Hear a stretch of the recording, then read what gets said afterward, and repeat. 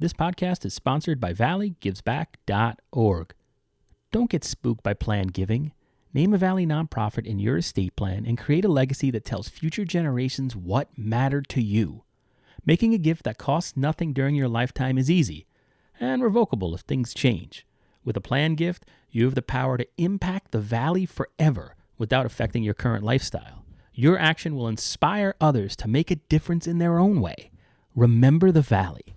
Ask your accountant, financial planner, or attorney about planned giving options. Plan now, give later, impact tomorrow. Learn more at valleygivesback.org. For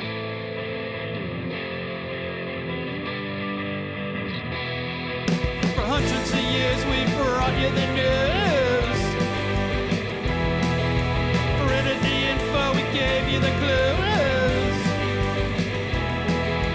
Owners' profits were always sky high. Changing market now threatens our lives. Post-literation, critical reading, dumbed down nation, signs of inbreeding, TV sucking ideas from our head, public discourse just about dead. We'll ride the dinosaur, yeah, ride the dinosaur. Hey everybody, it's Eugene Driscoll of ValleyIndy.org. Welcome to Navel Gazing, the Valley Indy podcast. I almost forgot the name of my own podcast for a second there. That was a little weird. I have a little too much going on. But my guest this week is Valerie Knight-DiGangi from the Valley Community Foundation. And we're going to be talking about the latest edition, the 2019 Valley Community Index. Valerie, welcome back to the podcast. Thank you so much for having me, Eugene.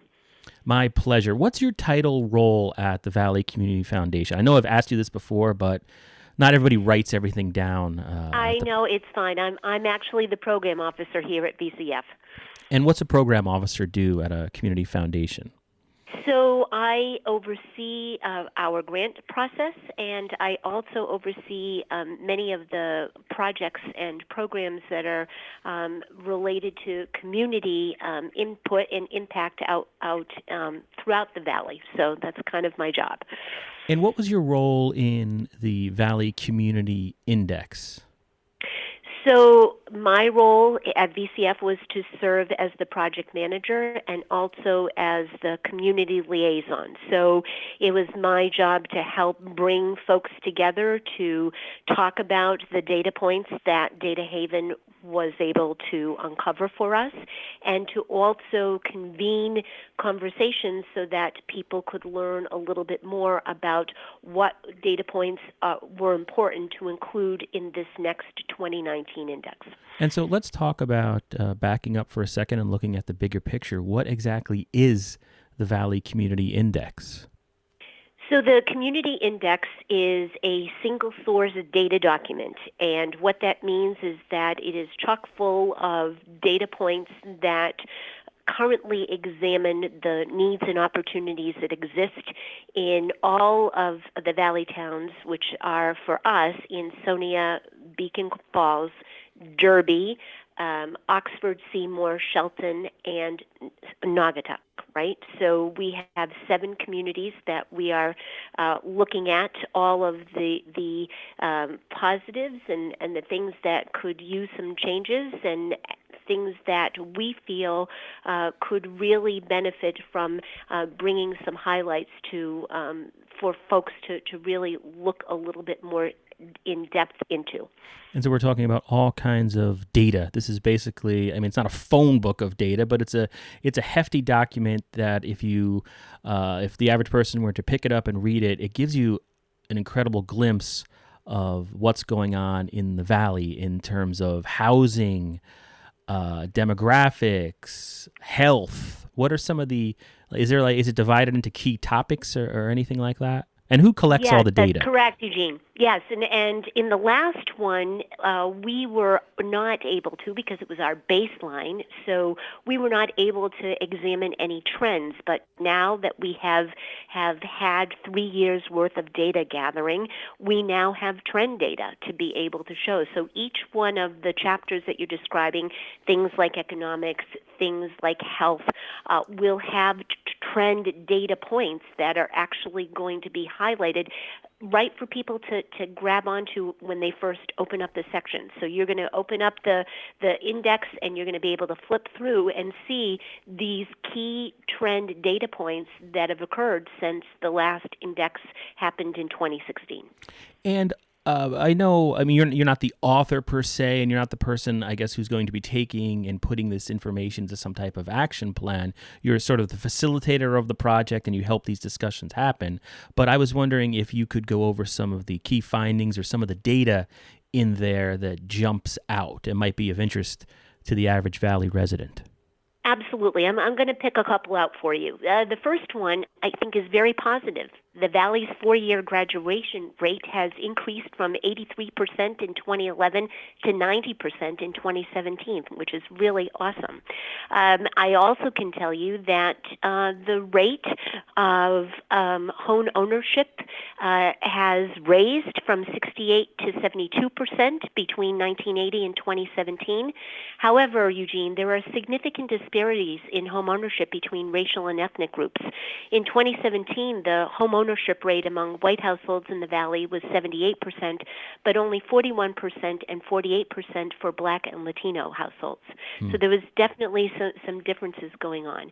And last but not least, the rate of non-adequate prenatal care in the Valley, which means that the mother went to fewer than 80% of the expected prenatal care visits or didn't start the visits until her second trimester, rose from 11.3% in 2016 to 2010 to 16.4% in 2011 to 2015, and that represents a 45% increase compared to a 14% statewide increase. So there's some things going on that we really need to delve into a little bit further and do some deeper dives into finding out why these things are happening. And as you were making a good point, of course, my phone rang, and people got to hear my bizarre ringtone for a second. So I apologize for that. But just going back to it's unfortunate it happened when it did. But prenatal care and that 45% increase, which is way above the statewide. That data. is correct. Yeah, so that's yes, one. Is there what happens to that info? Like, do we know why that is, and how would this community index help address that problem?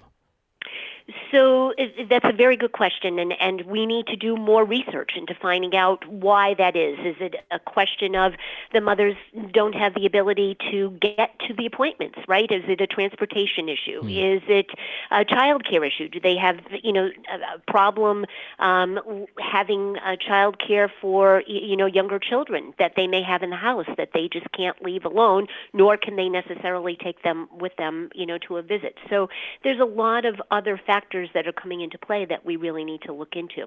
The one thing that I can say is that I know that the folks that are really working with these particular data points, the health issues specifically, Griffin Hospital and the Naugatuck Valley Health District and the Yale Griffin Prevention Research Center are all coming together to address these because it's part of the work that they do through the community health improvement process.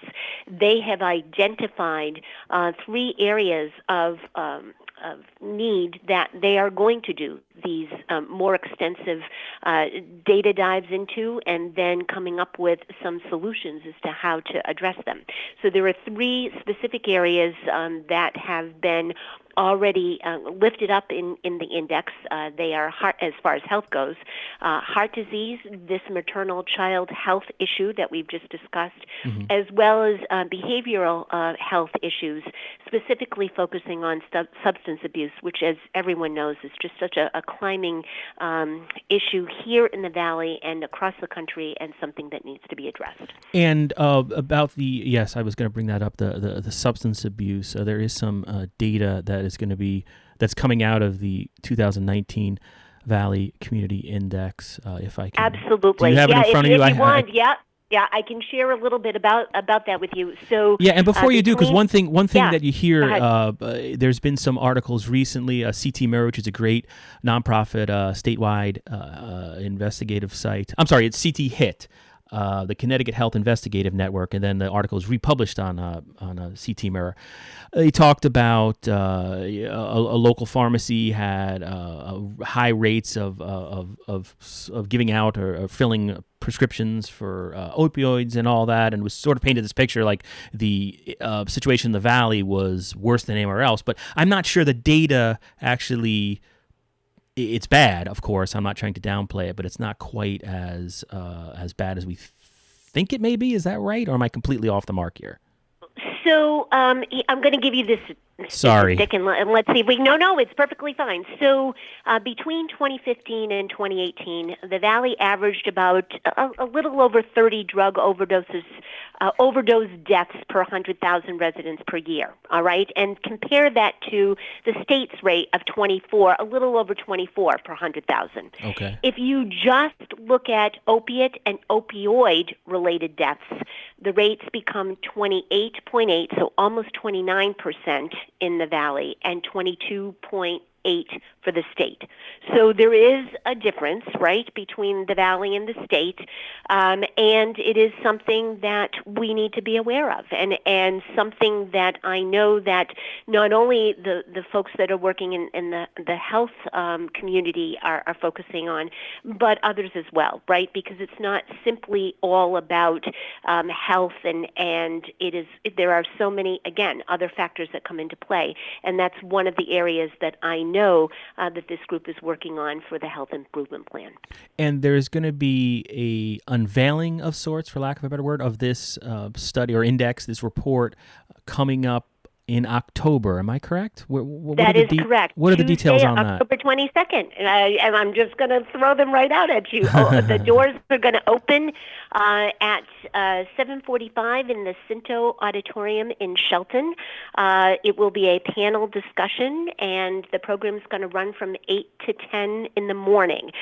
Scinto Auditorium is 3 Corporate Drive, and it's the first floor of that building. And we're delighted that we will have a panel of experts featuring local community leaders that are going to highlight the changing needs and opportunities that exist here in the Valley region. And you said Tuesday, October 22nd. Is that right? That is correct. Yes, sir. I went to the, I guess, the initial unveiling of that baseline report. Yes, that's right. You were there. When was that? That's exactly right. When was that? That was back in 2016. If you can believe that time has flown that much. Yes, and we're just so very excited to be able to kind of use this index to pick up where that one left off, and to look at, as I said, the trends that have been occurring, as well as some new issues, because back then we did not have any data in the 2016 index about the opioid crisis, and now we do.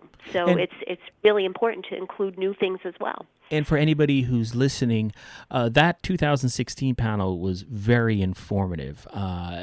This might sound like dry material, but what the VCF had, and Griffin Hospital, I guess, helped organizing it too. But basically, had all these people who deal with all these issues on an everyday basis talking about what they're dealing with and what the data means and what they're seeing. It really is a glimpse into the Naugatuck Valley, and just incredibly interesting and useful information. So can the public go to that? Can anybody go to that?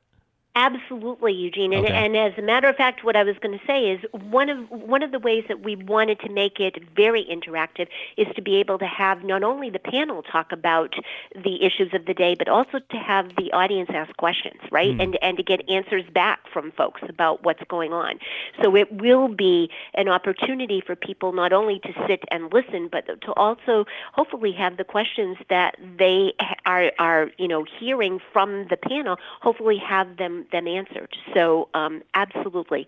There is limited seating, so that if people are interested in attending, which we certainly welcome and love to have, there is information about how to register for attending the October 22nd presentation on our website. So, and that's valleyfoundation.org, right? So feel free to visit our website, and all of the information about how you can attend is right up there.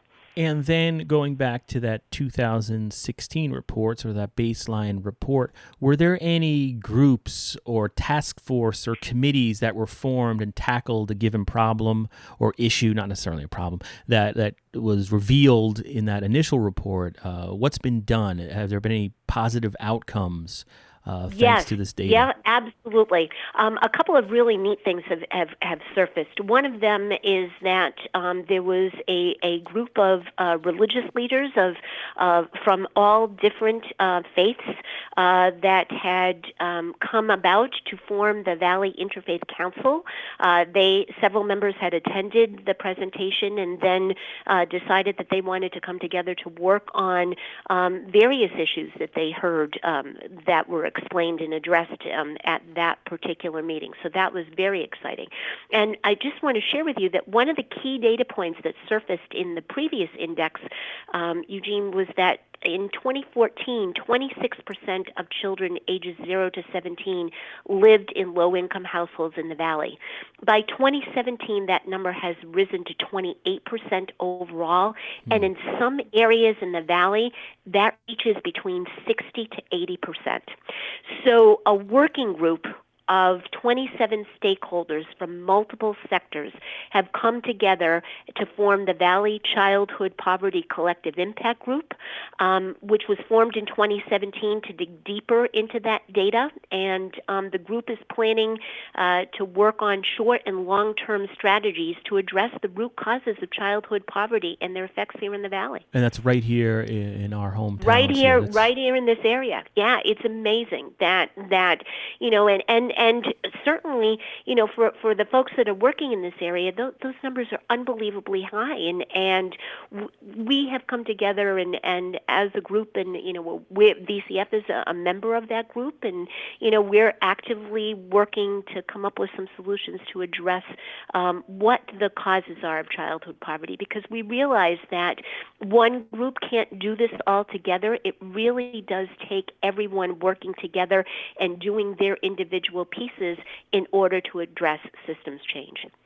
And then, Valerie, you had mentioned at the very beginning of the interview Data Haven. Explain what that group is and how they helped with this index.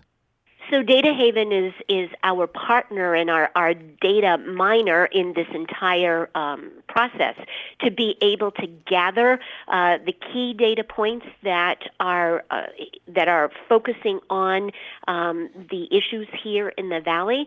They have also come up with the Community Well-Being Survey. So there have been over 1,000 residents that were specifically surveyed here in the Valley in 2018 to determine things like how safe do they feel of walking in their neighborhood at night, and how engaged are they in their community in terms of, voting in elections or attending programs at libraries. And so, they are really the ones that have been able to pull all of this data together for us to examine what things are really the key data issues and the key indicators that are here in the Valley for us to be able to look at and say, yes, we need to get some more information about this. So they continue to put all of this information together for us and have really pulled all of these pieces together into this one particular document, which is just a wonderful place for people to get more information. And Valerie, I want to thank you for coming on the podcast and sharing this important information. Obviously, it's important work you're doing at the Valley Community Foundation and all these community groups that are involved, from Griffin Hospital all the way down. I know there's a ton of different groups that are sort of carrying this forward, and thank you for that. Thank you, Eugene, and we hope to see people out on Tuesday, October 22nd from 8 to 10 in the morning at Scinto Auditorium to learn more. Register at valleyfoundation.org. Thank you. All right, thank you, Valerie.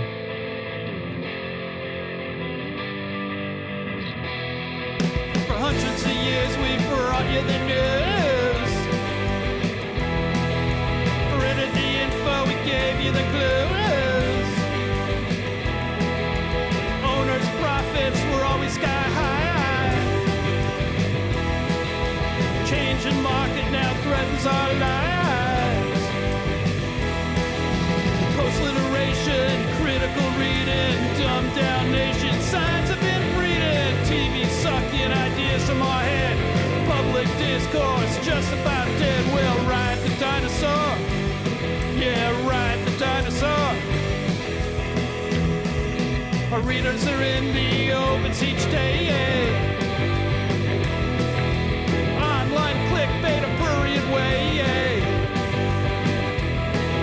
It's free information here to stay, yeah. Not even hookers give it away, yeah. Advertising, metastasizing, newsroom shrinking, constant attrition. We'll ride the dinosaur. We'll ride the dinosaur.